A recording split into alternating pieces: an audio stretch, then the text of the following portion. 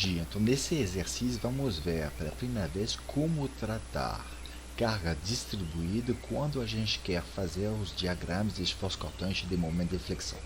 Bom, até agora a gente já viu com cargas concentradas e vamos ver o que isso vai implicar nesses diagramas. Então, em primeiro lugar, como sempre, a gente tem que determinar todas as forças externas que atuam sobre a viga, então, em particular as reações no vínculo. Então, essas forças carga distribuída, vou substituir pela força equivalente. Força equivalente vai ter como intensidade a área, aqui, 40 kN, e ela atua como aqui um retângulo. A sua linha de ação passa pelo centroide, que é a metade, que é 0,6, 0,6. A gente utilizar as equações do momento, por exemplo, no ponto C, em relação ao ponto C, como isso positivo, a gente vai encontrar essa equação, Então, essa distância 0,6 vezes 40, positivo, menos 1,8 vezes 100, porque no sentido contrário, mais 3 vezes B, no bom sentido. Aí a gente encontrar a reação no ponto B, que vale 52 kN, utilizando agora a força resultante ao longo do eixo Y para cima, que é nula, a gente vai ter menos 40, mais C, menos 100, mais B, que é igual a zero, e dessa forma a gente encontra a reação também no ponto C.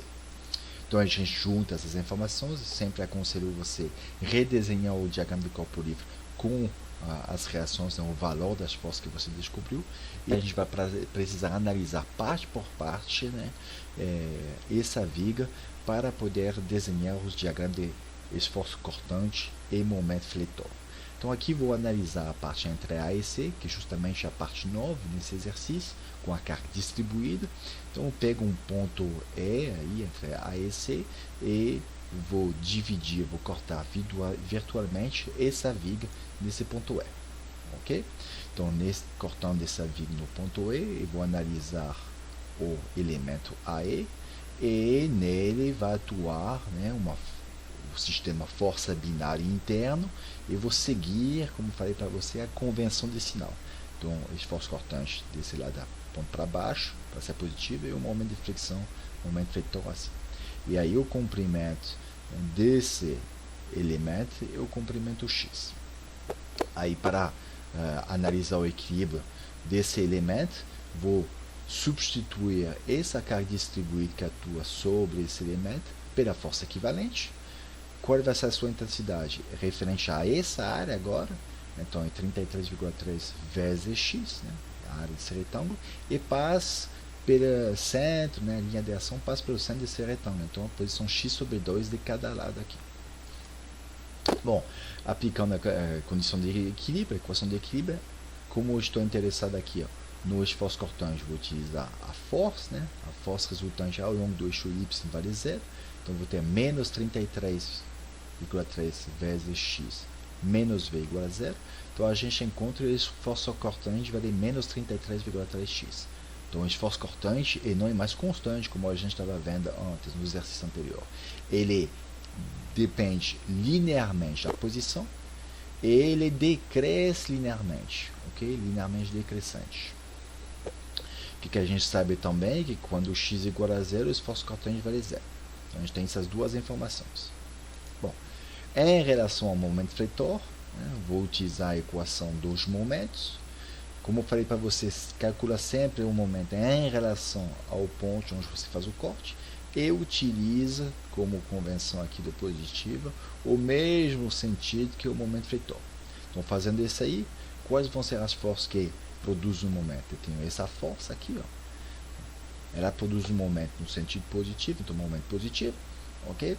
Distância, braço de alavanca, x sobre 2, vezes a força, 33,3x.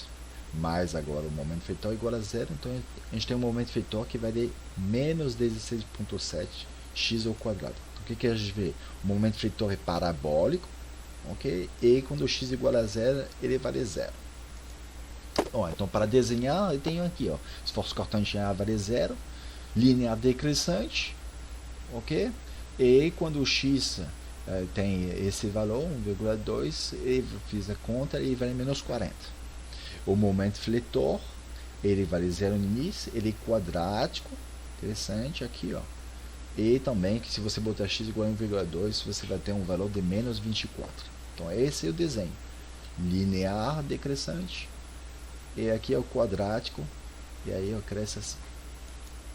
Bom, em si, o que acontece em si? Em si atua uma carga localizada, que é a reação aqui. Então a gente já sabe que ao passar por uma carga localizada, a gente vai ter uma descontinuidade do esforço cortante. Então a gente precisa analisar o que vai acontecer, né? O antes a gente já sabe, e o que vai acontecer logo depois, que a gente vai chamar de C+.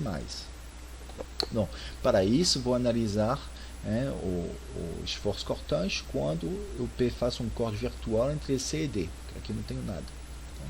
Então fazendo isso aí, mesmo procedimento, diagrama de corpo livre do elemento considerado, então AF, eu coloco o sistema força binária interno seguindo a convenção de sinal. Aqui, ó, essa carga distribuída vai ser substituída pela carga equivalente, força equivalente. Okay? Agora a gente tem essa reação. Eu faço a análise da equação das forças ao longo do eixo Y, tenho menos 40, mais 88, menos V igual a zero. Então a gente tem que ver o esforço cortante, ele vale 48 kN. Ele é constante entre C e D. Bom, a gente já sabia. Entre duas forças, entre duas cargas concentradas, o esforço cortante é constante. Bom, quando eu analiso agora o momento de flexão, o momento fletor, eu calculo esse momento aqui, ó, no ponto aqui, a somatória deve ter igual a zero, mesmo sentido.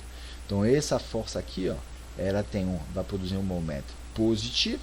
Bom, e agora tem que tomar cuidado com a distância. Okay? Qual é o braço da alavanca? Essa distância aqui, ó. Essa distância corresponde ao quê? X menos 0,6. Então, x menos 0,6 vezes 40. Aqui vai produzir um momento no sentido, um momento negativo, no sentido oposto. A mesma coisa, vai ser menos, agora o braço da alavanca. X, essa distância, x menos 1,2 vezes 88. Mais aqui o momento fletor. E, portanto, o momento fletor ele pode ser descrito com essa fórmula. E a gente vê que o momento fletor ele cresce linearmente. Bom, e a gente pode utilizar essa equação para encontrar o momento fletor no ponto C+, 1,2, e no ponto D, um pouco menos, 62,4. Desenhando aqui, ó, a gente vê que o esforço cortante ele estava chegando a menos 40, ele sofreu aquela descontinuidade, então passou para 48, e aqui constante entre C e D. E como ele é constante aqui, a gente viu que o momento fletor, ele cresce linearmente, a gente encontrou os dois valores, e a gente liga esses dois pontos para a reta. Agora no ponto D vai acontecer de novo uma descontinuidade do esforço cortante, porque a gente tem uma carga localizada. E a gente faz aquela análise entre D e B, fazendo um corte no ponto G, por exemplo, okay? Descreve o diagrama de corpo livre, colocando o sistema força binária interna, seguindo a convenção. Tá bom? Utilizando a equação das forças, a gente encontra finalmente que o esforço cortante ele vai ser agora negativo, ainda é constante, entre duas forças carga localizada, vai menos 52. Fazendo a equação do momento, que é igual a zero, seguindo a mesma convenção aqui, e calculando o momento justamente onde a gente faz o corte, você tenta fazer em casa, mas a gente encontra que o momento fletor segue essa relação. Okay? Então, o momento fletor também é linear, mas agora ele é decrescente. Juntando essas informações, a gente finaliza o diagrama de esforço cortante. Então, o esforço cortante aqui ele é constante, vai menos 52. Bom, e aqui, ó, linear decrescente. Bom, esse aí representa os diagramas que são pedidos. Diagrama de esforço cortante e diagrama de momento fletor. Bom, algumas coisas que a gente aqui, ó, pode se dar conta para verificar se está certo. Aqui você vê que o ponto A e o ponto B, tá bom? Aqui o ponto A, ele não tem nenhuma força externa atuando nele, nem nenhum binário. Então, o esforço cortante e o momento fletor tem que ser igual a zero. Se diz também que essa extremidade é livre. Bom, então começa com zero aqui. Aí depois do outro lado a gente não tem nenhum binário. Então o momento fletor também tem que voltar para zero. E aqui, ó, é diferente, a gente tem uma reação, tá bom? A reação aponta acima. E o que acontece? Depois da viga, não tem mais material. Então a viga aqui, ó, não tem jeito. Depois da viga, nem faz sentido falar deste força cortante. Quer dizer o quê? Eu tenho aqui menos 52, e aí vai ter a descontinuidade da força aqui da resultante, que vai crescer de 52, tem que dar zero. Tá bom? Então, esse valor um pouquinho antes da reação tem que dar menos o valor da reação do ponto B, porque somando aqui dá B. Então, esse aí também era outro ponto que queria salientar, que a gente vê melhor nesses desenhos. A gente sabe que o esforço cortante, ao passar por uma força, uma carga localizada, ele vai sofrer descontinuidade. Já sabe disso aí. Agora, quanto que vale essa descontinuidade? Qual é o valor? A gente vê muito bem aqui, ó. Ele chega com o valor de 48, ele passa por essa carga localizada que aponta para baixo de 100 kN. Uma força, vamos dizer, negativa de 100. Aí ele vai diminuir de 100. Ok? Quando ele chegou aqui no valor de menos 40, aqui tem uma força, um resultante que é positivo para cima, de 88. Aí ele passa de menos 40, vai para 80, para 48. Menos 40 mais 88 dá 48. 48 menos 100 dá menos 52. Então, essas aí são maneiras para verificar se você não errou. Obrigado.